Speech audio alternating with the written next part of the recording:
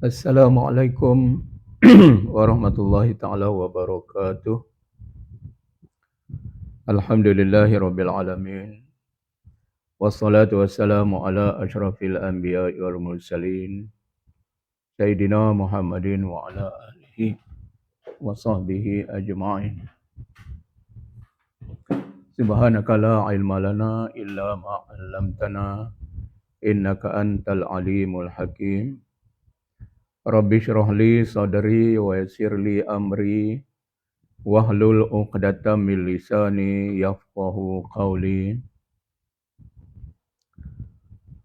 Subhanaka la ilma lana illa ma 'allamtana innaka antal alimul hakim.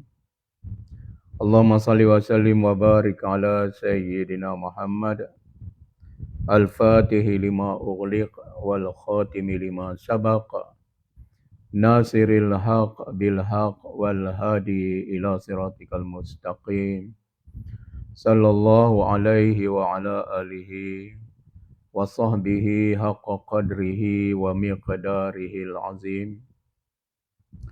Alhamdulillah, selamat datang semua. Assalamualaikum, salam sejahtera kepada semua yang hadir dalam live siaran live kita pada pagi ini, yang kita akan bincang satu tajuk yang menarik, iaitu puasa adalah merupakan terapi zahir dan batin. Puasa adalah terapi jasad dan juga roh. Dan insya-Allah hari ini kita nak bagi maklumat tentang puasa. Kita duduk puasa daripada kita umur balik, bahkan kita berpuasa daripada usia kita 7 tahun. Darjah 1 kita dah belajar berpuasa. Darjah 2, darjah 3 kita dah boleh berpuasa selama sebulan. Dan kita telah berpuasa, kalau kita berusia 60 tahun, kita dah berpuasa lebih daripada 40 tahun. Kalau kita berusia 40 tahun, kita dah lebih daripada 20 tahun berpuasa. 30 tahun, umur 10 tahun tu memang selalu kita dah boleh habiskan berpuasa. Sebulan, bulan Ramadan itu merupakan satu orang kata latihan, praktis yang dilakukan oleh kebanyakan umat Islam. Berpuasa untuk berpuasa pada bulan Ramadan. Masya Allah. Itu satu pencapaian yang baik.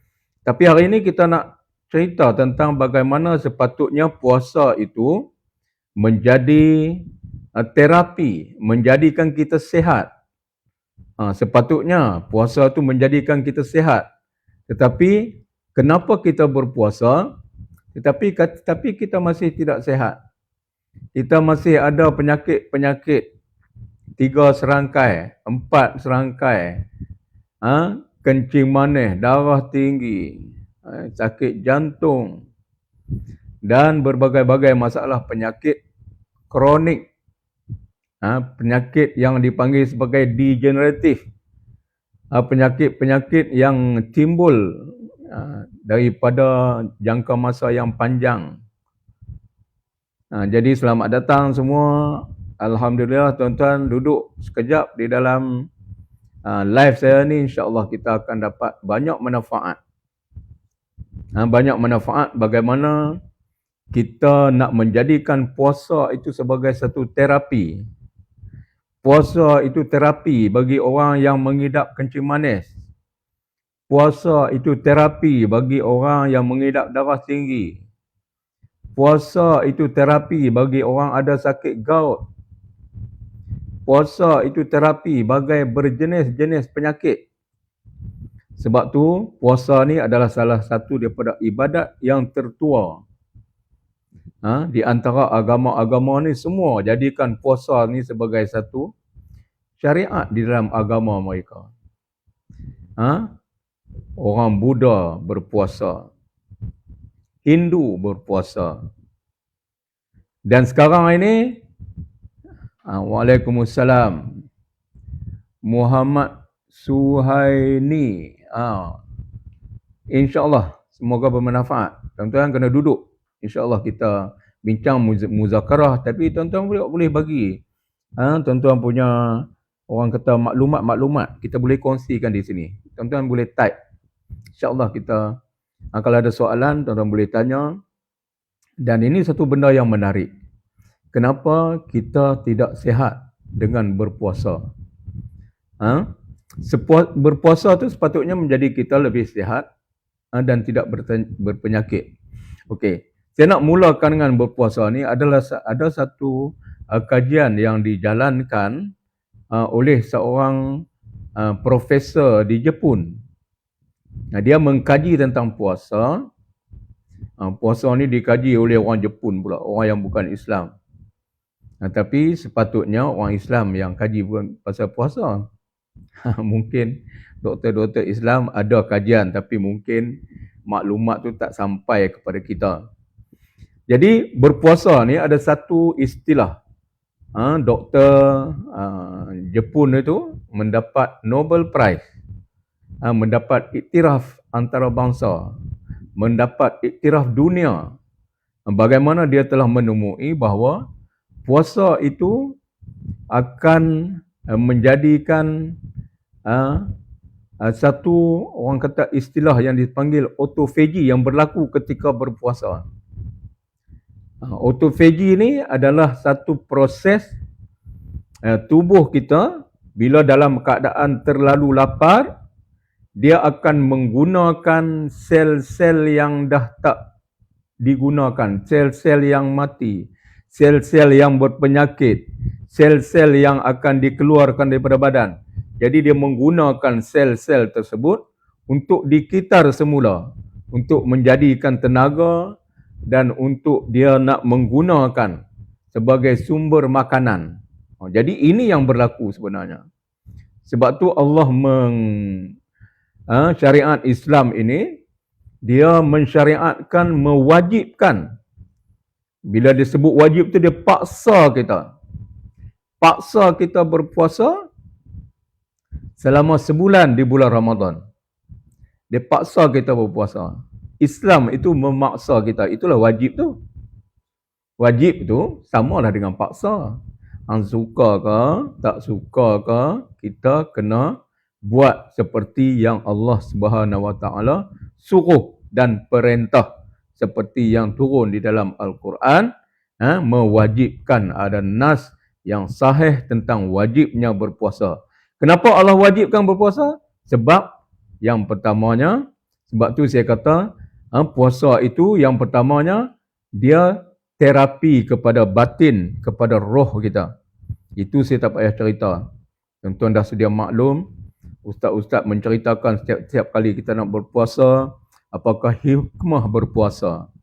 Berpuasa ni apa hikmah dia? Antaranya hikmah dia nak bagi kita rasa lapar, dan rasa lapar itu akan menjadikan kita dapat merasakan kesusahan orang lain, kesusahan orang-orang miskin.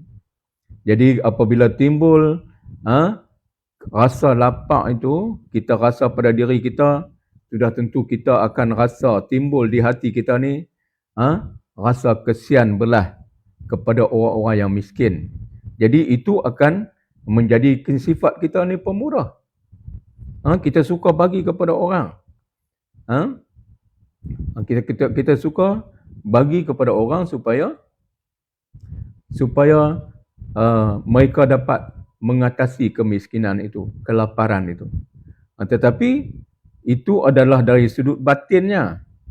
Batinnya bagaimana kita lapar dan kita sanggup berlapar itu dengan sebab kita nak memenuhi, nak mematuhi perintah Allah SWT.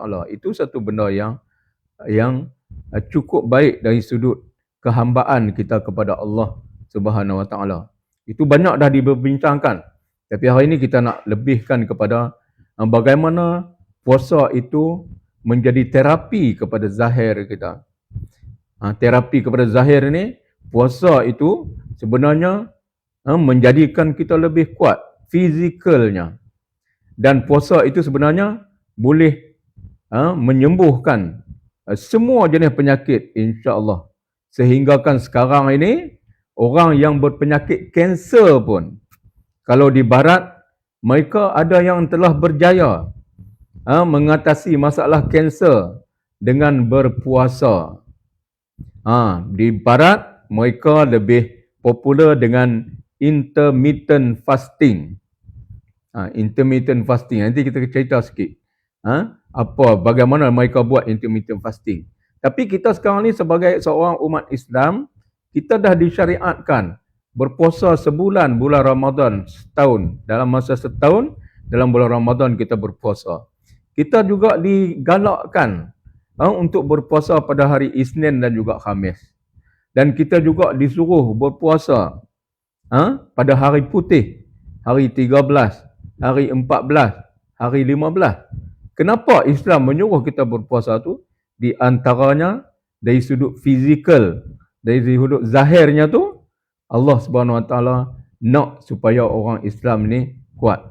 Tuan-tuan dengar sirah Nabi sallallahu alaihi wasallam, adakah banyak diceritakan tentang Nabi? Nabi lapar ke banyak? Kenyang ke banyak? Jarang kita dengar Nabi kenyang.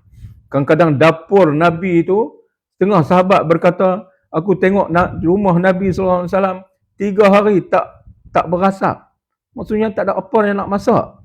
Lalu popular hadis yang mengatakan bahawa Nabi bila pagi bertanya kepada isteri dia, ya Aisyah, ada apakah kita nak makan hari ni? Aisyah kata, tak ada ya Rasulullah. Tak apa, hari ni kita puasa. Kan mudah macam tu. Tapi tak tahu kalau bini kita macam tu, tak tahu apa dia nak kata.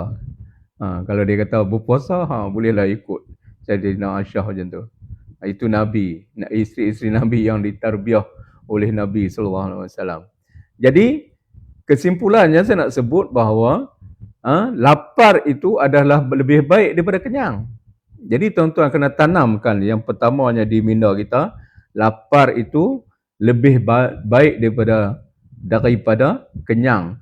Kalau sekiranya kita nak kita sihat. Jadi tuan-tuan kena berlapar, belajar berlapar. Ajak berlapar ni di antaranya puasa. Okey. Itu saya nak sebut tentang autophagy. Autophagy ni ada yang katakan dia apabila kita berpuasa selama 24 jam baru berlaku autophagy tu. Itu pendapat-pendapat yang ada sekarang. Tapi Masya Allah, mereka yang buat tu memang berjaya. Tapi dia kenalah buat dengan ada orang kata kita kena ada orang yang pantau kita. Kita kena ada konsultan. Kita tak boleh main buat macam tu saja. Sebab kadang-kadang dia membawa kepada bahaya juga kalau kita tak boleh. Jadi maksudnya saya nak sebut kata ada orang berpuasa dan dia menyembuhkan semua penyakit yang ada pada diri dia. Okey. Itu saya nak sebut autophagy. Autophagy ni apabila kita terlalu lapar, jadi dia punya tubuh kita akan menggunakan apa sahaja yang ada di tubuh kita. Sebab tu ada yang pertamanya yang dibakar apa? Yang dibakar dia lemak. Yang pertamanya yang digunakan makanan kita ni disimpan di hati dalam bentuk glycogen namanya. Glycogen ini dia akan disimpan sebagai satu bentuk tenaga. Apabila kita puasa, yang pertamanya dia gunakan glycogen tu untuk nak buat tenaga. Jadi kita puasa lagi, habis dah glycogen tu, dia akan membakar lemak. Ada yang kata, yang berpendapat bahawa setelah 12 jam baru dia bakar lemak. Okey, kalau sampai 18 jam, dia membakar lemak yang banyak. Sebab tu tuan-tuan dan puan-puan, tuan-tuan nak kurus badan, tuan-tuan ikut berpuasa seperti yang saya sebut tadi, insya-Allah kurus tuan-tuan, kurus. Tuan-tuan belilah ubat selim yang macam mana pun, kalau tuan-tuan tak tak sama, tak masukkan juga dia punya, orang kata cara makan yang betul, tuan-tuan takkan berjaya nak kuruskan badan. Tuan-tuan kalau ambil ubat kencing manis, hebat macam mana pun ubat kencing manis tu, kalau tuan-tuan tak jaga makan, tuan-tuan takkan berjaya. Tapi kalau tuan-tuan tak ambil apa-apa suplemen, tuan-tuan jaga makan, insya-Allah tuan-tuan akan berjaya. Dan suplemen ni sebenarnya dia mempercepatkan proses kesembuhan itu. Itu tujuan dia, suplemen. Bukan tak penting saya sebut, penting. Tetapi dia penting sebagai nak membantu mempercepatkan proses kesembuhan. Bukan sebagai orang kata ubatan yang utama. Sebab tu tuan-tuan dan puan-puan, apa yang menjadi salahnya kita ni, kita menggunakan ubat-ubat tu sebagai yang utama. Ubatan, suplemen yang kedua. Yang pertama, tuan-tuan nak kawal penyakit, tuan-tuan kena jaga kawal makan kita. Okey. Jadi apa yang saya nak sebut, tuan-tuan dan puan-puan yang saya hormati sekalian, semoga kita dirahmati Allah Subhanahu Wa Taala. Kita nak sebut tentang bagaimana puasa boleh menjadi terapi zahir dan batin. Batin kita dah tahu, banyak yang kita duk cerita, tetapi kita nak kena sedarkan masyarakat, sedarkan masyarakat bahawa berpuasa, cara kita berpuasa pada hari ini, saya bukan nak nafikan dari sudut pahala, dari sudut ikhlas kita berpuasa, dari sudut kita dapat pahala. Tetapi saya nak sebut bagaimana kita nak mendapat manfaat yang terbaik daripada puasa kita. Okey. Kita puasa, yang pertamanya, puasa ni sepatutnya menjadikan kita lebih berjimat. Sepatutnya. Sebab kita tak makan. Patutnya kita berjimat. Jadi tuan-tuan suluhlah diri sendiri. Saya tak payah nak sebut tuan-tuan ke saya ke, kita kena suluh diri kita sendiri. Apakah kita berbelanja bulan puasa tu lebih daripada bulan tak puasa? Itu satu persoalan. Kemudian yang keduanya, apakah perbelanjaan yang lebih yang kita belanja tu adalah untuk makanan? Padahal sepatutnya pada bulan puasa ni kita kurang makan, kita kena kurangkan makan dan kita kena kurangkan perbelanjaan untuk membeli makanan. Itu yang kedua.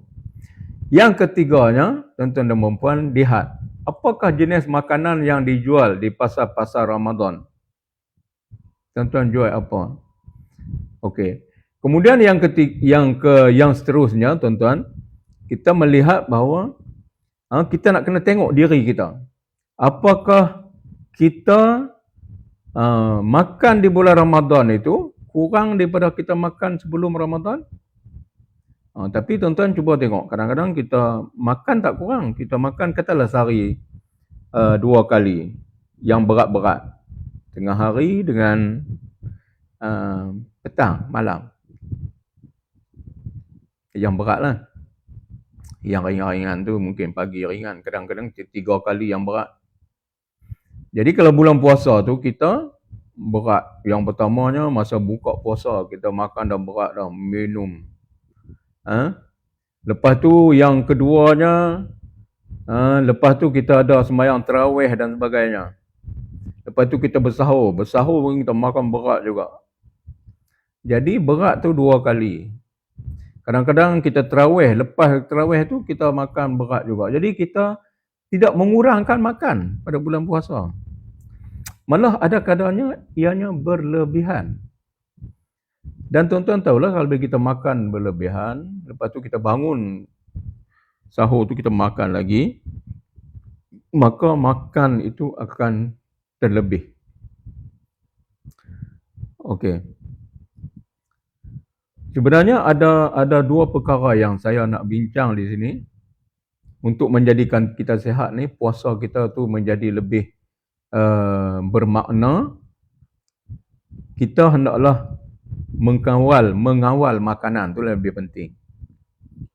Tuan-tuan tak apa, tuan-tuan dah kita nak ubah cara makan dan sebagainya adalah sukar sikit. Tapi kalau tuan-tuan berpenyakit, pada orang yang tak berpenyakit tu susahlah kita nak sebut. Kalau kita nak sebut kita kena jaga makan daripada sekarang, susah. Ambil masa untuk nak orang kata kita nak mentarbiah, kita nak mendidik. Tapi kalau orang yang dah sakit tuan-tuan, yang dah sakit kencing manis, darah tinggi, ada ilmu yang kita kena tahu tentang makanan. Apa yang kita nak makan. Apa yang menyebabkan kita sakit. Yang menyebabkan kita sakit tu, yang menyebabkan kita gemuk, yang menyebabkan kita ada macam-macam masalah tu adalah satu jenis makanan yang dipanggil sebagai karbohidrat. Karbohidrat ni adalah makanan untuk nak bagi tenaga, kanji daripada bijirin. Dan ia merupakan makanan asasi kita yang telah kita biasa makan daripada kita kecil. Jadi makan karbohidrat ini, biji-bijian ini sebenarnya dia ada satu makanan yang utama untuk tenaga. Kita memang perlukan, tetapi kita tidak perlukan berlebihan. Kalau orang dulu dia makan karbohidrat, dia makan pulut pagi-pagi. Kita kalau tempat saya ni pulut ikan kering orang dulu. Kan tempat saya ni bendang banyak. Bila bendang banyak ni, kerja mereka buat bendang. Pesawah padi. Jadi kerja berat dulu. Sekarang ni pesawah padi pun tak ada kerja apa dah. Piduk. Kalau orang kedai-kedai piduk kelitin kot bendang ya. Tetapi kalau dulu-dulu, semua buat sendiri. Menanam sendiri.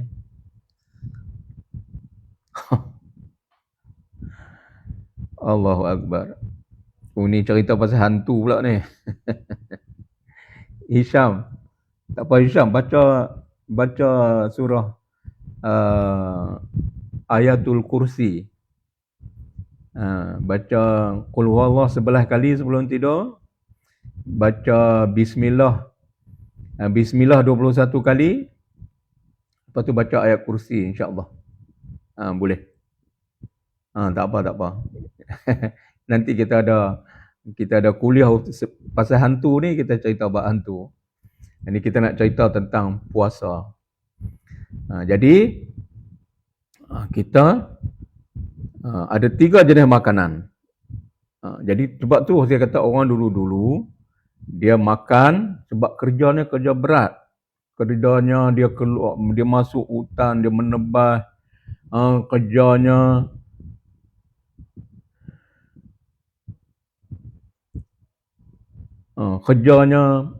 orang kata kalau di Kedah ni dia panggil kalau di sana orang panggil banting padi. Kita di sini panggil mukui. Semua kerja-kerja berat. Jadi kalau dia makan, dia perlukan tenaga banyak. Kalau dia makan pulut pun, insya-Allah tak apa bagi dia. Tapi sekarang ni masalah dia, orang bendang pun bukan dia masuk ni. Sekarang ni banting pun pukul semua ambil dengan semua upah. Kita nak tanam upah, semua racun upah tembur racun sekarang ni pakai drone pula. Semua kita upah. Jadi bila kita upah semua, kita tak perlukan banyak tenaga. Jadi kalau kita makan seperti orang dulu-dulu, jadi sebab tu kita sekarang banyak penyakit. Okey, karbohidrat satu jenis makanan daripada biji-bijian dan merupakan makanan asasi kita. Beras, nasi, atau yang banyak. Pulut, kemudian gandum, roti potong, macam-macam kita makan. Jadi kenapa karbohidrat ini menjadikan kita berpenyakit? Sebenarnya itu satu benda makan kita kena faham. Dengan sebab karbohidrat ni dia dia akan mengeluarkan insulin yang paling banyak. Kita ambil karbohidrat, insulin tu paling banyak dikeluarkan oleh badan, oleh pankreas. Insulin yang banyak ini, insulin ni adalah dia panggil growth hormone. Ada hormon pembesaran. Insulin ni hormon pembesaran. Kemudian dia juga satu hormon yang berperanan untuk nak menjadi kunci kepada sel, nak buka sel tu, insulin juga. Jadi maksudnya insulin ni akan sampai kepada seluruh badan kita. Itu satu perkara. Karbohidrat, dia akan mengeluarkan insulin yang paling banyak kalau kita makan. Yang keduanya adalah protein. Kalau makan ikan, itu dikeluar kurang sikit. Kemudian yang paling kurang adalah lemak. Kalau kita makan lemak, paling kurang. Sebab tu kadang-kadang orang kata kolesterol tu, orang yang makan lemak ni sebab tu kolesterol banyak tu, sebenarnya itu semua dah tak betul. Kita ada hujah-hujah lain. Itu mungkin ada masalah lain kita nak cerita. Kita nak cerita tentang puasa ni saja. Apa yang silap kita makan tadi.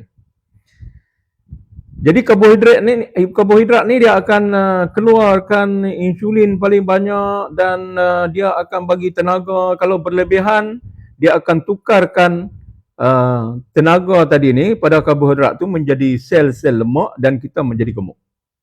Itu dia sebenarnya. Tuan-tuan gemuk bukan dengan sebab ambil lemak berlebihan, tetapi tuan-tuan gemuk, tuan-tuan berpenyakit dengan sebab ambil karbohidrat berlebihan. Itu yang kita kena faham. Jadi tuan-tuan, kalau kita berpuasa, itu yang kita kena jaga. Tuan-tuan, saya cadangkan bagi orang yang berpenyakit, ni kalau nak puasa lah ni, nak puasa. Pada bulan puasa, salam Ustaz, saya kurang makan, macam mana pula? Salam Ustaz, bagaimana? Okey, saya kurang makan. Okey, dia macam ni. Siapa nama ni? Ni kalau siang kurang makan tadi ni, siapa? Nama Ustaz. Jamaliah. Kurang makan. Okey, kurang makan tu tengoklah, selalunya orang kalau kurang makan dia tak berpenyakit. Tak, Puan Jamaliah ni cuba bagi tahu saya, ada sakit tak? Ada penyakit tak? Kalau tak berpenyakit memang betul sebab kita kurang makan yang kita tak berpenyakit. Kalau kita makan banyak tu yang berpenyakit. Ni Puan Jamaliah kena jawab soalan saya. Saya boleh bagi dia punya kalau nak sebut kata pasal apa saya kurang makan pun berpenyakit. Jadi kita kena orang kata ada satu lagi perkara yang kita kena ambil perhatian. Satu tadi makanan kita, karbohidrat, protein, lemak. Tuan-tuan kena kurangkan karbohidrat. Itu. Kalau kita berpuasa, contohnya kita puasa, kita makan nasi sekali cukup. Cukup. Dan orang yang nak jaga kecil manis pun, bulan tak puasa pun makan nasi sekali cukup. Biasakan makan nasi satu senduk. Tak apalah kalau kita nak kata satu senduk lagi dia kata tak kenyang pula, tak puas. Sekadarnya sepinggan, kata jangan penuh sangat. Makan. Kemudian kita, Waalaikumsalam, Mr. LKM. Ya, Roswati, Waalaikumsalam, Alhamdulillah. Dan semua yang masuk, Satina, apa lagi tu? Okey. Jadi kita nak sebut tadi tentang bagaimana kita makan makanan-makanan kita tadi ni, macam karbohidrat tu kita kena makan. Bagi orang yang ada penyakit ni, darah tinggi, kecil manis, tuan-tuan cuba buat. Kalau puasa tu lagi baguslah. Kalau tuan-tuan puasa Isnin dan Khamis, tuan-tuan cuba macam ni. Makan sekali saja. Makan nasi sekali saja. Kemudian cuba kenyangkan dengan benda lain. Tuan-tuan, kenyangkan dengan ayam tak apa. Biasa makan ayam seketui, makan 2 ketui, makan 3 ketui. Selepas makan nasi tu, makan sehingga kita, orang kata, rasa puas hati. Itu bahasa dia. Okey, tapi saya tak ada penyakit zero. Betul lah Puan Jamalia. Yang saya sebut tadi betul. Siapa yang kurang makan, tak penyakit. Betul dah tu. Jadi, teruskan macam tu Puan Jamalia. Alhamdulillah. Sihat. Nanti sampai 60, sampai 70 pun sihat. Arwah mak saya ni, umur dia 92, 93 tahun. Baru dia meninggal. Dan Masya Allah sihat. Dia boleh buat sendiri semua. Cuma akhir-akhir kehidupan dia tu sebab 90 lebih dia ada terjatuh, ada patah tulang dan sebagainya. Dalam setahun yang akhir tu. Ingat dalam 6 bulan kan. 6 bulan je yang dia perlukan bantuan tu sebab dia jatuh tu patah. Tapi dari segi tubuh dia, sebab dia makan sikit, tambah mak saya dulu dia tak makan. Kalau pangkat-pangkat dia dulu dia tak makan benda-benda yang beli. Tak makan, semua dia masak sendiri. Masya Allah. Dia masak sendiri semua. Kalau kita beli, tak mau. Tapi kemudian bila dah umur 80, 85 tu, masa tu dia makan lah, kita bagikan. Dia tak buat apa dah. Tapi sebenarnya penyakit kita ni sebabkan oleh makan. Jadi saya nak sebut kata, kalau tuan-tuan dan perempuan nak puasa Isnin Khamis, bagi yang berpenyakit, makan yang pertamanya, kita makan nasi sekali cukup. Jangan kita duk qadha belah malam tu. Siang dah tak makan, kita qadha malam. Tak jadi. Kita kena ingat yang tu. Yang pertama, makan nasi sikit. Tak apalah sikit ke ataupun tuan-tuan nak makan sekali pun cukup. Cukup. Kita letak nasi tu sekadar yang kita nampak boleh mengenyangkan. Kalau kita makan tak mengenyang pun, kita jangan kenyangkan dengan nasi. Tapi kita kenyangkan dengan lauk. Kita kenyangkan dengan lauk. Kita ambil dia punya kita ambil ayam. Makan ayam tak apa. Makan ikan tak apa. Beli ikan siakap tu, sekok makan gitu. Lagi sedap. Kenyangkan dengan protein. Kenyangkan dengan protein. Lebih baik daripada kenyangkan dengan orang kata karbohidrat. Itu yang pertama yang kita kena buat. Tuan-tuan buat yang tu dulu. Tuan-tuan buat yang tu.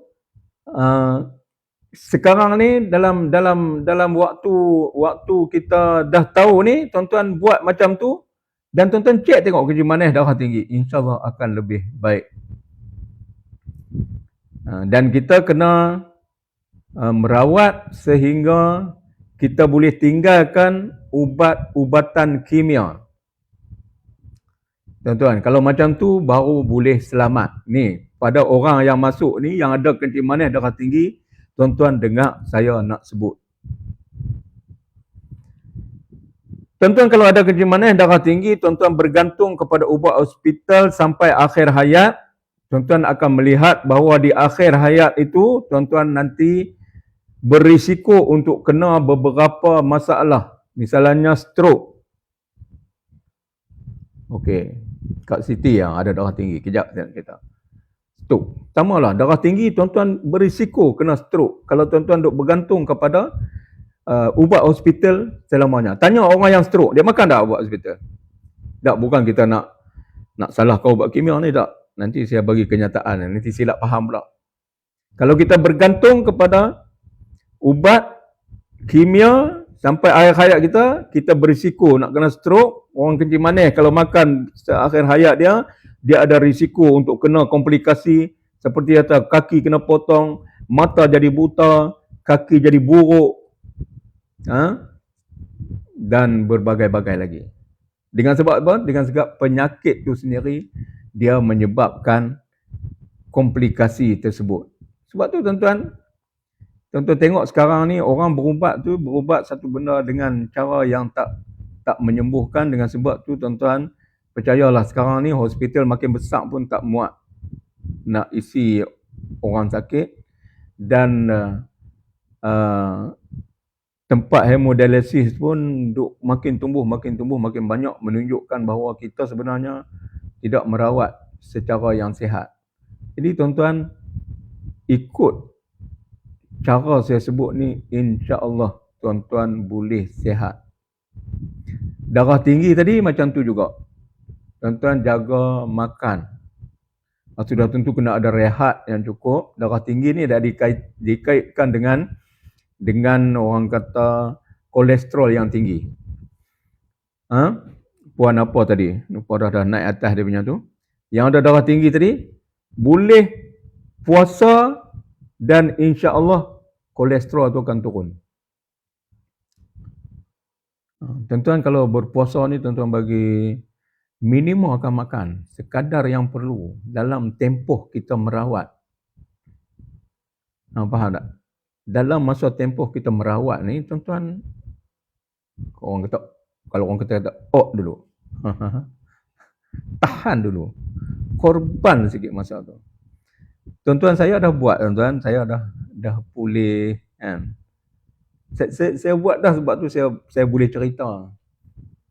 Kalau saya tak buat tu saya belajar macam mana nak pulihkan. Dan insya-Allah saya tak pernah ambil apa-apa ubat kimia. Dan boleh kita merawat. Sebab tu saya kata yang pentingnya kita kena faham cara kita makan. Tadi makanan tu tadi. Jadi tuan-tuan boleh kenyangkan, bila kita makan sepinggan nasi tu sikit, kenyangkan dengan ayam, kenyangkan dengan ikan. Kemudian dengan sayur-sayuran. Sayur-sayuran boleh buat bagi sedap. Tuan bubuhlah dia punya apa dia panggil dia panggil sos yang untuk salad lah apalah semua. Cara orang sekarang makan ni tentu buat bagus. Jadi insya-Allah kita nak jaga yang tu. Itu kalau kita berpuasa. Pastikan berpuasa itu kita kena makan kurang daripada kita tak puasa. Kemudian jenis-jenis makanan, tuan-tuan. Kalau orang kencing manis, tuan-tuan dalam masa merawat ni, tuan-tuan pantanglah, jangan makan pantang yang kita selalu, nasi lemak, roti canai, kuih-kuih, benda-benda yang dibuat daripada tepung. Sebab kita nak merawat. Tuan-tuan, bahaya kencing manis tuan-tuan. Kalau masa merawat, tuan-tuan kena pantang benda-benda yang macam tu. Contoh, saya bagi contoh kat tuan-tuan dan puan. Saya merawat kencing manis dulu. Saya seorang orang kata boleh kata dalam bidang herbalist. Dulu saya ambil herba, tapi saya tak ada ilmu tentang makanan ni. Itu yang tidak menjadikan saya berjaya. Walaupun saya tak pernah makan ubat-ubat kimia, saya makan herba, boleh tahan ya. Tetapi dia tidak menjadikan kencing manis tu normal. Tapi baru ni, saya dalam 2-3 tahun yang lepas, memang saya buat selama 4 bulan.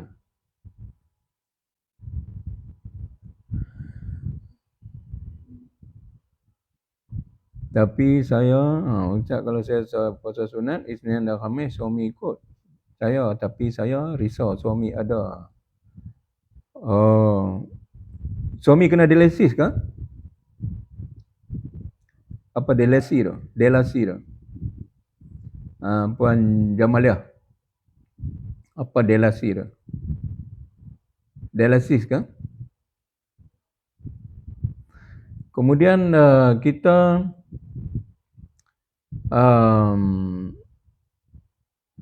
jadi saya dalam masa 4 bulan tuan-tuan, saya tak sentuh kuih-kuih apa pun tak sentuh.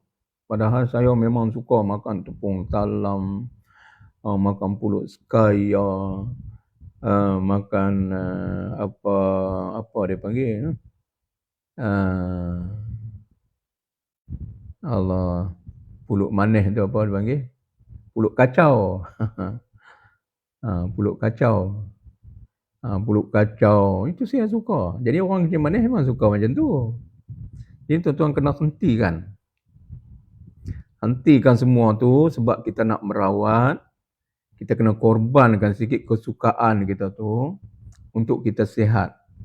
Dengan sebab kita nak supaya nanti akhir kehidupan kita masih boleh hidup secara normal, secara berkualiti. Kualiti hidup. Kita boleh pergi masjid, kita boleh sembahyang dengan elok, kita boleh sembahyang, kita lipat sembahyang, turun sembahyang dan sebagainya secara normal.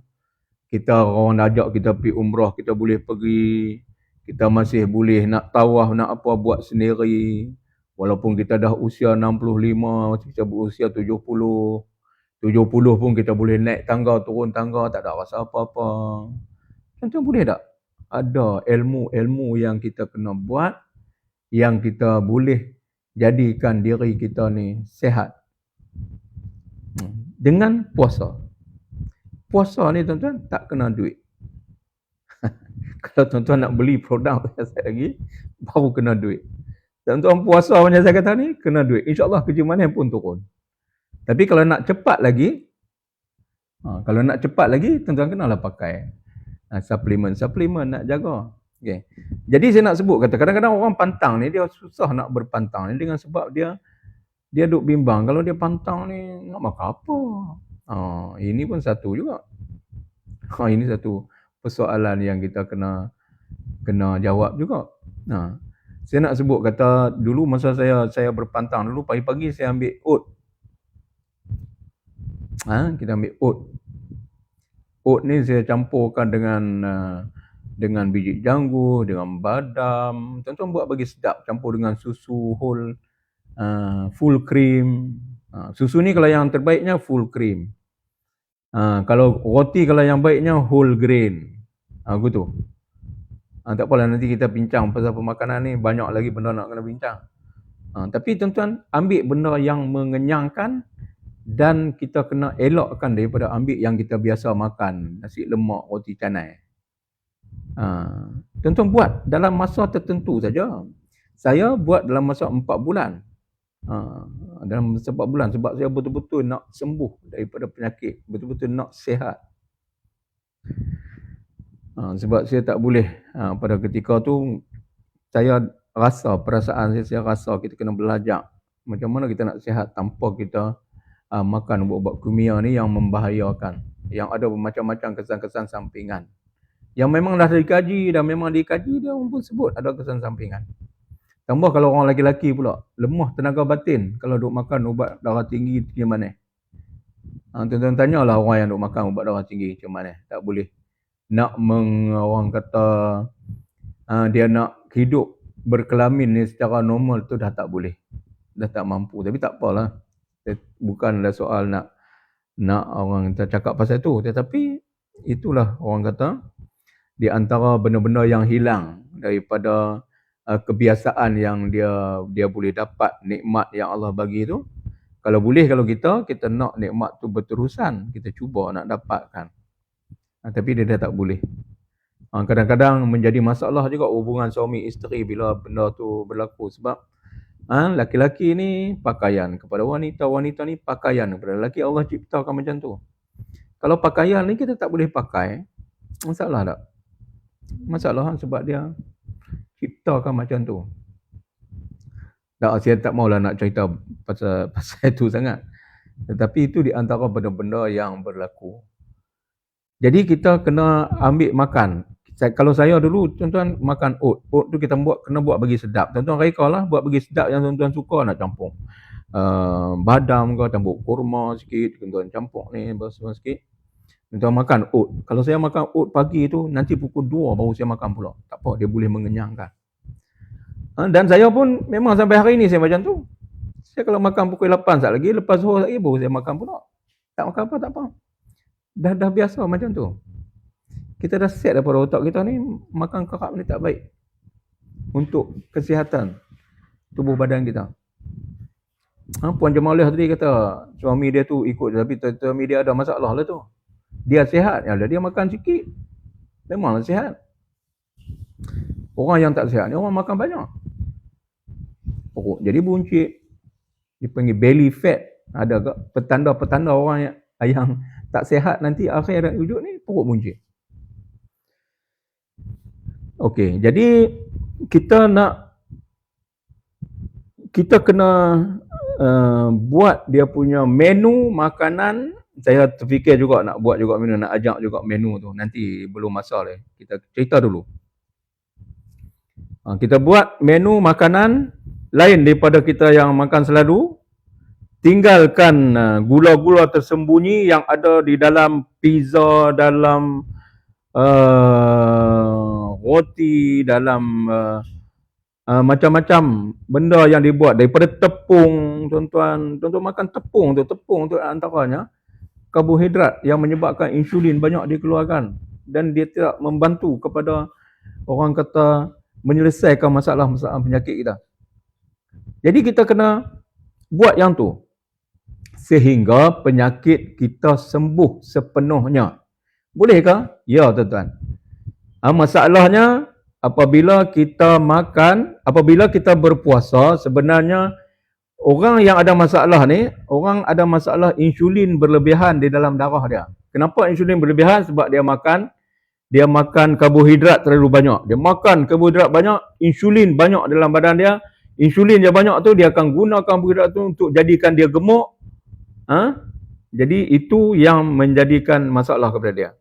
Jadi kalau tuan-tuan tak makan karbohidrat dan berpuasa, insya-Allah insulin tu akan berkurangan dalam darah. Kalau insulin berkurangan, nanti sel-sel kita yang masalah, orang kecil manis dan sebagainya, sel dia tu dah rosak sebab sel dia tu dah tak boleh dibuka oleh insulin. Insulin yang sepatutnya menjadi kunci untuk nak buka sel tu dah tak boleh berperanan. Sebab tu sel dia rosak, kaki dia jadi buruk, jantung, yang jam dekat jantung ada, yang jam dekat buah pinggang ada, yang jam dekat orang kata pankreas tu sendiri pun jam. Sebab sel dia tu dah rosak, sebab insulin terlalu banyak. Itulah peranan puasa. Puasa tu nak menurunkan insulin dalam badan.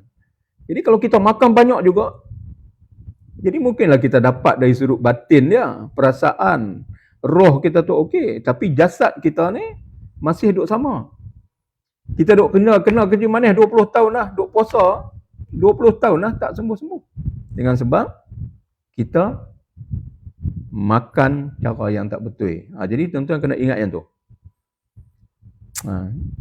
Yang keduanya, tuan-tuan jangan makan kerap. Jadi saya sebut tadi, benda nak makan, tuan-tuan yang berminat lagi nak buat, betul tak faham, tuan-tuan boleh mesej lah saya, boleh mesej saya.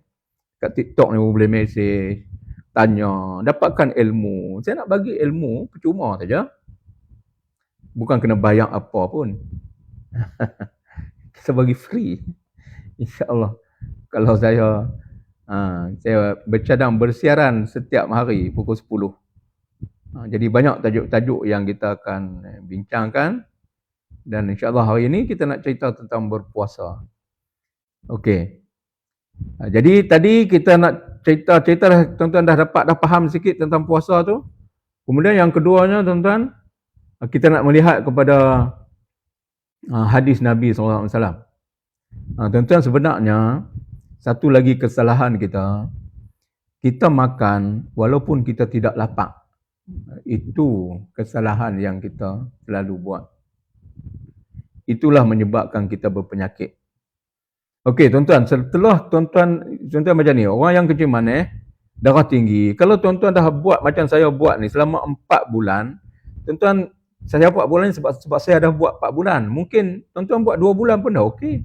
Tuan-tuan buat sebulan pun boleh nampak dah kesan, dah makin turun. Tuan-tuan kena buat sampai normal. Kecil manis tu, sampai kecil manis tu antara 6, 5, 6, 7. Cukup, jangan jadi 7 di atas. 7 ke bawah. Esok kalau bila tanpa ubat, tuan-tuan boleh dapat kencing manis pada bacaan pada sebelah pagi berpuasa tu, sebelum makan apa-apa tu, bawah pada 7 tu maksudnya dah normal. Tinggal terus ubat-ubat hospital tu tak sah. Kalau doktor kata jangan tinggal bahaya, tak sah percaya dekat mereka. Dah ditunjukkan dah. Dalam kita punya ilmu ni bahawa ubat-ubat kimia ni sebenarnya dia menjadikan tubuh kita semakin berpenyakit, asid, toksik dan sebagainya, macam-macam boleh jadi kepada kita.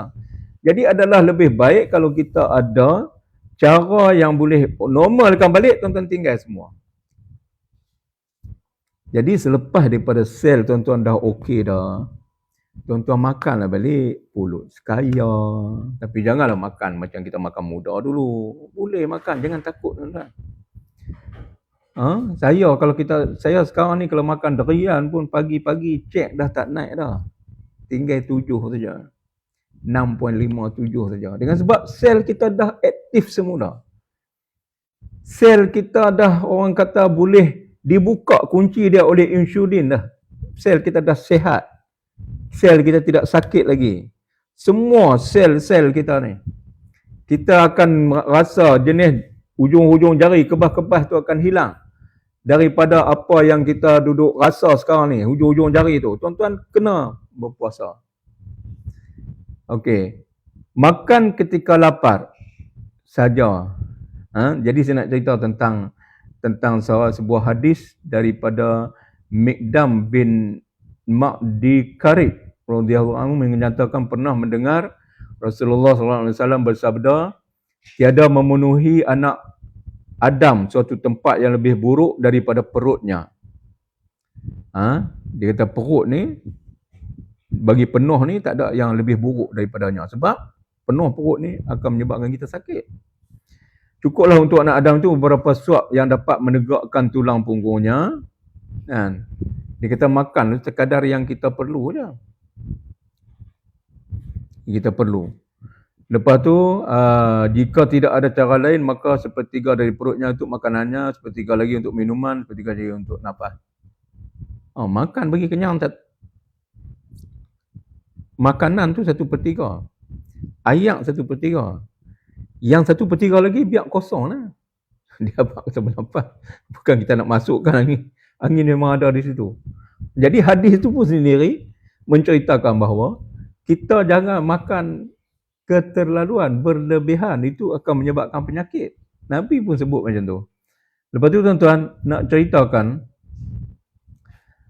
Nabi ni memang bukannya baik yang cemerlang dari sudut ibadahnya kepada Allah. Tapi semua apa yang Nabi tunjuk tu adalah merupakan wahyu, merupakan Allah yang ajar, dan kita nak kena melihat apa yang Nabi buat tu sebagai satu ajaran daripada Allah SWT, bagaimana kita nak hidup, nak makan dan kita menjadi sihat. Dan pada satu ketika, tuan-tuan, ada Raja Rom. Raja Rom ni menghadiahkan kepada Nabi SAW seorang doktor di Madinah.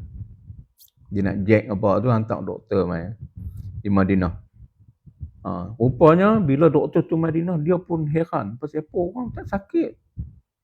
Jaranglah orang sakit, sikit-sikit je. Tempat mereka tu orang sakit tak berhenti-berhenti. Doktor ni kena duk.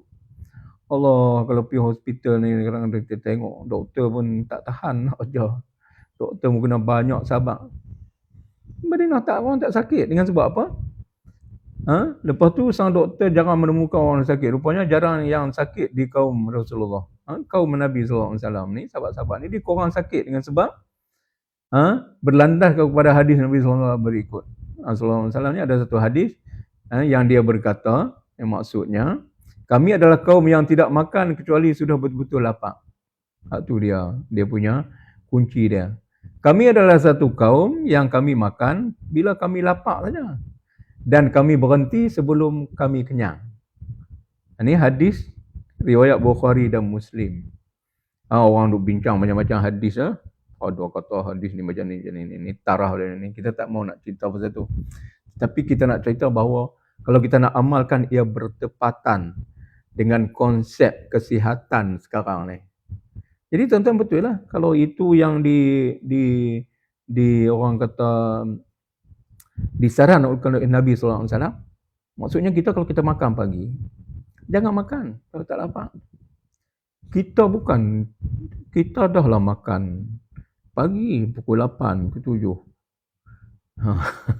Teh tarik kan. Kalau duk minum teh tarik di kedai, tu di antaranya yang cepat kena penyakit. Teh tarik tiap hari. Teh tarik tuan-tuan dia buah susu banyak mana. Tuan-tuan tengok suku gelas tu. Susu pekat tu. Tuan-tuan duduk makan, duduk minum di kedai tu minum tiap-tiap hari jadi penyakit kan. Kecuali yang pergi tengok kopi Tungkat Ali, kopi Kacik Fatimah, kopi apa hak tu lain sikit. Ini kalau teh tarik, Waalaikumsalam, ya teh tarik. Hak ni teh tarik ya, bukan dia suka minum teh tarik kot. Ataupun dia menegur teh tarik. Jadi sebab tu kita makan bila kita lapar. Itu di antara orang kata nasihat kepada orang yang sakit, tuan-tuan kena amalkan yang ni. Kalau tuan-tuan ambil ubat doktor, tuan-tuan ambil suplemen, tuan-tuan tak jaga yang ni, saya yakin dan percaya tuan-tuan takkan berjaya selesaikan apa juga masalah penyakit. Okey. Jadi kita kena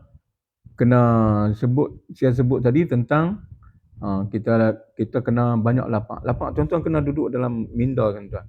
Kalau tuan-tuan rasa lapar, bagus ni. Untuk orang sakit bagus. Tuan-tuan kena tahan.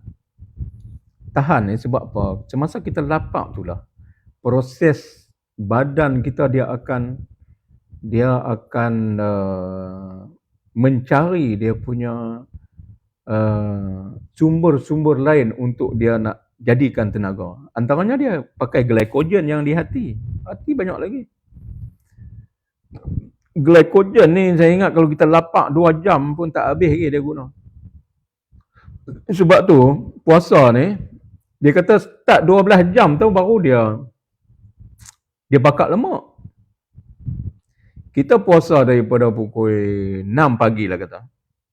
6 pagi sampai pukul 12 tengah hari, berapa jam? 6 jam. 12 sampai pukul 7 kata. Berapa jam? 7 jam. 7 dengan 6, 13 jam. 13 jam ni masa kita nak buka tu dia baru nak start bakar lemak. Sebab tu kalau bagusnya berpuasa ni tuan-tuan, buka dengan 3 biji tamar.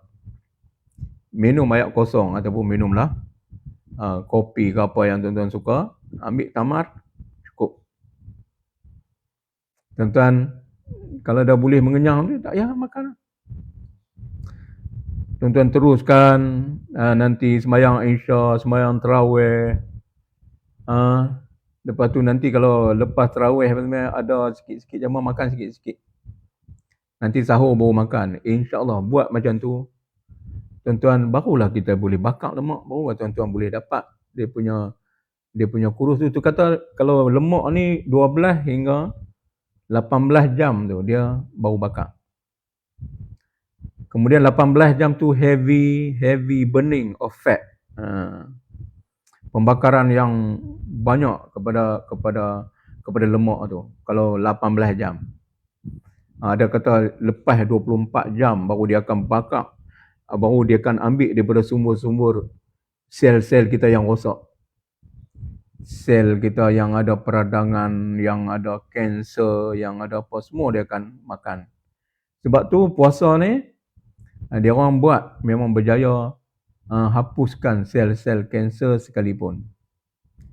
Jadi tuan-tuan kena buat. Kalau tuan-tuan yang ada kanser, yang disuspek dan sebagainya, kalau ada tak payah susah hati. Tak apalah tuan-tuan nak setiap tu makan macam-macam tu tak apa. Tapi yang penting sekali tu, tuan-tuan kena berpuasa. Okey. Jadi dah pukul 11 tuan. Sembang tak sedap. Pukul 11 dah. Jadi saya dari segi produk ni tuan-tuan, kalau tuan-tuan nak nak diet, tuan-tuan nak jaga daripada kecil manis, darah tinggi, tuan-tuan boleh ambil suplemen ni. Boleh minum kopi kowi. Kopi kowi ni ada herba yang boleh menurunkan kecil manis. Herba dia juga baik untuk orang yang ada darah tinggi. Jadi sambil kita menjaga makanan tadi dengan berpuasa, dengan berlapar. Jadi kena ingat, saya sebut tu kita berlapar dalam keadaan sehingga sel-sel kita tu pulih. Bukan kita nak ambil sampai berterusan macam tu, sampai mati tak boleh makan apa. Dia kata macam mana nikmat nak makan durian ni. Durian ni adalah satu nikmat. Dia pandailah hujah. Nikmat yang Allah bagikan kepada manusia ni cukup punya sedap, tapi kita tak boleh makan pula. Dahlah kita ni akhir-akhir hayat kita dah. Dah bila dah dia nak makan, dah nak mati dah. Pula dah. Tuan-tuan, kalau mati tu kita boleh tahu bila tu, okey. Masalah takut tak mati. Takut tuan-tuan stroke ni tak mati lagi 20 tahun. Baru mati. Ada orang stroke sampai daripada usia 40, 70 baru mati. Saya jumpa orang yang isteri dia jaga dia 30 tahun. Stroke. Apa macam? Kita dijaga oleh orang lain. Macam mana orang yang jaga kita? Sudah tentu kita nak, kalau boleh, kita pohon kepada Allah Subhanahu Wa Taala. Kita jaga kesihatan ni, biarlah kita sihat sampai akhir hayat kita, supaya kita tak membebankan orang lain, tak membebankan anak isteri kita. Kan baik macam tu. Kalau kita boleh ada konsep pemikiran yang macam tu. Jadi tuan-tuan boleh amalkan kopi kowi, ada di beg kuning tu. Sambil tuan-tuan jaga, insya-Allah tuan-tuan gunakan minum sehari 2 kali. Pagi sekali, malam sekali. Dalam ni ada 15 cc. Tuan-tuan kalau tengok di beg kuning tu, mungkin tuan-tuan dapat harga 37, 36. Ada yang dapat 33. Bergantung, kadang TikTok dia bagi kelebihan. Tambah kalau tuan-tuan tak pernah beli apa, di TikTok tuan-tuan beli nanti dia diskaun sampai 60%. Tinggal RM15 kopi ni. Bagi yang tak pernah beli. Ataupun suruhlah orang yang tak pernah beli itu beli. Beli tuan-tuan bagi duit kat dia RM15, RM16. Tapi ikut tuan-tuan punya akaun macam mana. Jadi kita amalkan yang ni, insya-Allah. Pagi sekali, petang sekali. Dan dia juga baik untuk orang yang ada sakit lutut dan juga sakit sendi. Masya-Allah. Lebih baik bagi orang yang ada masalah lutut dan sendi ni, insya-Allah. Dia minum 3-4 hari, dia boleh dapat keberkesanan. Kemudian tuan-tuan boleh amalkan bersama dengan buah kulim. Ini buah kulim, produk buah kulim. Kowi Antitok. Antitok ni kita ada 60 biji. Harga dia murah di situ, saya ingat dalam 39. Kemudian kalau tuan-tuan beli 3 botol, boleh amal selama 3 bulan. Dan kita boleh, jadi kita amalkan ni, macam saya duk amal dua-dua ni, setiap hari. Makan ni, kita makanlah apa saja yang kita suka. Tapi kita jadikan amalan kita, jangan makan kerap. Makan bila lapar. Cukuplah makanlah, bagi puas. Lepas tu, lapar pula baru makan. Kita masalah dia, kita dah makan, tak lapar lagi, 2 jam makan pula. Mana nak boleh? Mana nak baik untuk kesihatan? Tuan, pagi ni ada kawan di Taman saya ni beli 3 botol. Jadi, kalau saya panggil buah kulim ni, dulu saya ada bagi talk tentang buah kulim. Live tentang buah kulim. Saya bagi tajuk buah kulim, buah ajaib. Ajaib, tuan-tuan. Tuan-tuan boleh tengok dalam profil saya tu ada video tentang buah kulim. Saya biasa bagi orang yang ada batu karang, pecah keluar batu karang dia. Saya bagi orang yang ada masalah buah pinggang. Dia kata daripada stage 3A dah turun kepada stage 2. Tuan-tuan, ini bukti, tuan-tuan. Tetapi saya tak boleh nak cerita apa yang ada dalam buah kulim. Adalah bahan-bahan dia. Adalah benda-benda yang baik dalam buah kulim tu. Sudah tentu. Tapi tak banyak kajian yang dibuat mengenainya. Ada orang yang gatal badan. Ada seorang budak, seorang tu dia beli untuk anak buah dia. Ada seorang tu memang kawan saya punya biras. Dia makan, Masya Allah, sembuh dia punya gatal-gatal badan. Itu saya panggil buah ajaib. Jadi tuan-tuan nak heran apa? Allah yang menyembuhkan. Lalu Allah jadikan buah kulim ni menyembuhkan. Jadi apa yang kita nak heran? Ayat sejuk pun boleh sembuh, tuan-tuan. Ayat sejuk saja. Dengan kita baca Fatihah dan sebagainya. Sebab Allah menjanjikan kesembuhan. Jadi kita pun dah tengok kata buah kulim ni adalah buah yang diamalkan dulu turun-temurun sebenarnya. Sekarang je orang tak tahu. Dulu buah kulim ni dia digunakan sebagai bawang, dipanggil sebagai bawang hutan juga. Dia ganti bawang dalam masakan. Orang dulu-dulu, orang asli sekarang ni masih duk gunakan buah kulim. Dan dia boleh turunkan kolesterol, dia bantu. Tapi bukan yang utama lah saya nak sebut. Tuan-tuan kena jaga makanan tu. Jadi dia bantu untuk kita nak sembuhkan penyakit-penyakit tu. Jadi sebagai suplemen tu nak maknanya suplemen. Suplemen ni dia nak tambah saja. Utama dia tu adalah penjagaan makanan. Jadi kalau kita boleh jaga macam tu, insya-Allah kita boleh sihat. Kita amalkan kopi, kita makan buah kulim, kolesterol kita boleh turun. Dan insya-Allah kita boleh jadi orang yang sihat. Dan kopi kowi tadi tuan-tuan boleh kita syorkan kepada orang-orang yang sakit lutut. Ayah kita, kita sendiri ke, saudara kita, kawan-kawan kita. Dan LKM tadi sebut tentang berniaga, boleh nak berniaga, boleh. Kita memang ada sistem yang kita buat. Macam kopi ni, kopi kowi ni tuan-tuan harga 35. Kita 39 kita harga jual, harga ahli dia 35. Bonus yang dikeluarkan RM10.70. Kalau tuan-tuan jadi stokis, tuan-tuan boleh dapat satu kotak ni sehingga RM8.70. RM8 lah. Kotak RM8.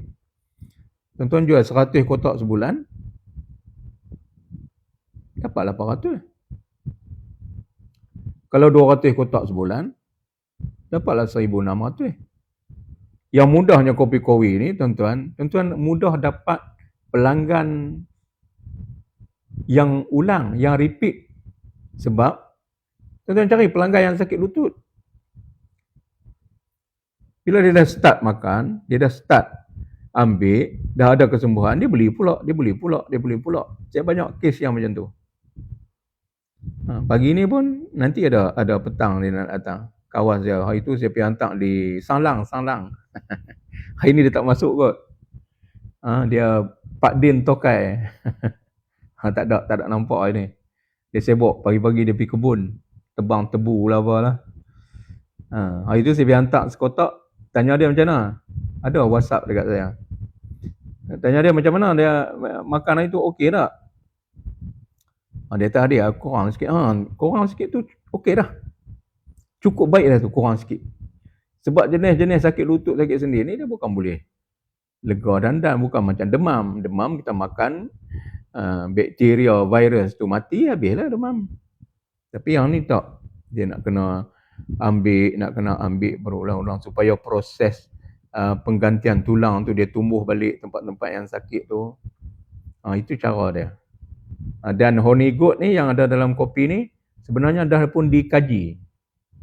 Dah ada kajian yang dibuat yang menunjukkan bahawa dia ada 3 fungsi dia. Yang pertamanya dia menghalang haus tulang tu berlaku. Kemudian yang keduanya dia baik untuk peradangan, bengkak-bengkak dalam badan kita. Dan yang ketiganya dia baik untuk memadatkan tulang. Dia bagi tulang kita tu kuat. Memang ada kajian saintifik yang dibuat. Jadi tuan-tuan rugilah kalau tak amal. Tambahlah tuan-tuan dah umur 60, 70. Tuan-tuan, kita tak boleh lari daripada proses perebutan. Proses reput tulang ni tuan-tuan tak boleh lari. Itu adalah peraturan yang Tuhan dah ciptakan kepada semua manusia. Jadi apa yang kita boleh buat? Kita kena ambil benda lain mengikut ilmu yang Allah Ta'ala bagi juga. Antaranya dalam herba honey goat ni dia ada banyak yang dipanggil sebagai phytoestrogen. Sebab estrogen yang dikeluarkan oleh badan kita ni bila kita semakin tua dah makin kurang, jadi kita kena ambil estrogen daripada luar. Jadi antara estrogen yang kita boleh ambil daripada luar ni adalah estrogen yang ada di dalam tumbuh-tumbuhan. Jadi insya-Allah tuan-tuan boleh tekan beg kuning tu, boleh beli di situ, dan insya-Allah tuan-tuan saya doakan. Tuan-tuan kalau beli sesama Muslim ni ada satu yang lebihnya. Tuan-tuan kalau beli barang daripada Amerika, banyak kajian pun tak ada. Apa yang tak ada, dia tak ada doa. Tapi tuan-tuan beli produk saya, tiap-tiap hari saya berdoa untuk kesembuhan tuan-tuan yang makan. Mungkinkah pasal kopi, mungkin pasal doa. Doa ni senjata orang mukmin. InsyaAllah. Tuan-tuan, kalau kita nikan sekali, kuikan sekali dia punya tu. Yang pertama, tuan-tuan minum kopi. Yang keduanya, tuan-tuan akan dapat doa daripada saya. Dan tuan-tuan juga kena berdoa sendiri, supaya Allah sembuhkan penyakit kita. Kemudian yang ketiganya, tuan-tuan kena istighfar. Istighfar. Sebelum kita minum tu, istighfar sekali. Bismillah sekali. Lepas tu selawat sekali. Istighfar sekali. Lepas tu berdoa, ya Allah bagilah sembuh sakit apa pun. InsyaAllah. Serampang kita ni kalau kita tikam tu, 4-5 mata tu, kurang-kurangnya kita tak tahu hak mana yang kena. Tapi kemungkinan kena tu banyak. InsyaAllah. Mudah-mudahan tuan-tuan yang ikuti ni dapat manfaat. Cuba buat. Kalau tak beli barang pun buat. Jadikan ilmu ni satu ilmu yang manfaat. Kita nak ajak orang lain. Try buat. Kalau tuan-tuan cuba buat dan berlaku pada tuan-tuan, tuan nak cerita senang. Sebab kita dah buat. Dan kita ambil produk-produk ni dengan sebab kita nak sihat. Sebab dah ada kajian. Kalau tuan-tuan orang dah kaji, dah bagi tulang kuat, tuan-tuan duk biar juga. Esok kalau dah jadi apa-apa kat tulang, itu ni ingat Pak Haji tu duk cerita. Kalau duk try minum amai hak tu pun bagus. Kan rugi macam tu.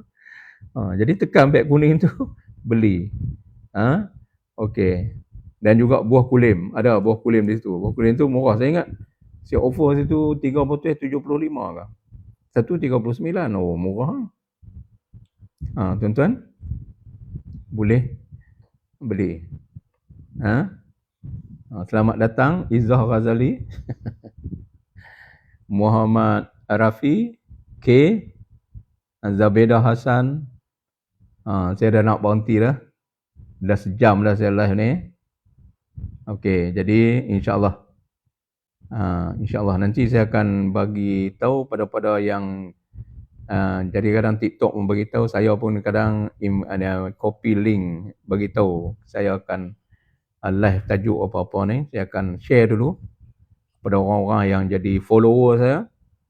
Jadi tuan-tuan yang belum follow tu follow. Hari ni ada seorang tambah punch jadi 4 orang. Jadi tuan-tuan boleh join saya punya team ni. Punch di situ. Nanti ada juga dalam TikTok ni bila kita punch tu dia ada point-point yang dia akan bagi. Jadi alhamdulillah ni ada 9 orang, 10 orang, ada berbelas orang yang sudi mendengar saya, dan insya-Allah mudah-mudahan kita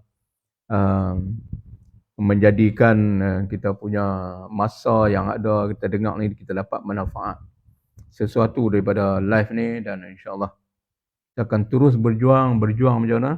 Berjuang nak bagi orang sihat.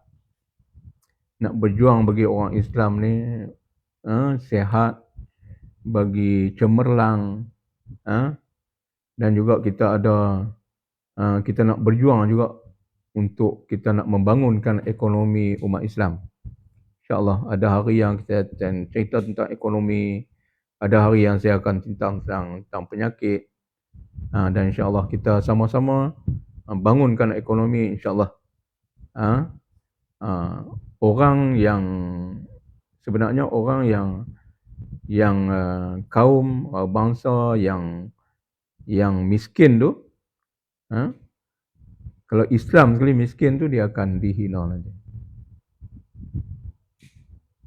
Kalau orang miskin pun orang hina, mungkin tidak kita tapi orang lain, pandangan orang.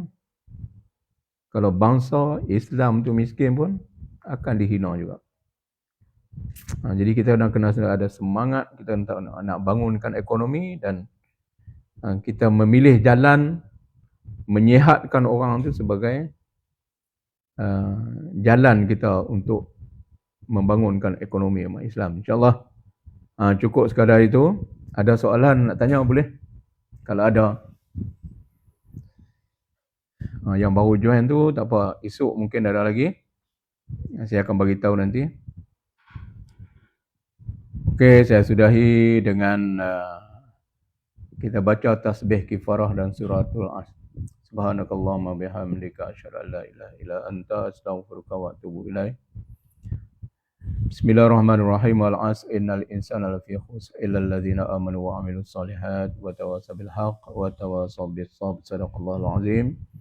Wabillahi taufiq wal hidayah. Wassalamu alaikum warahmatullahi taala wabarakatuh.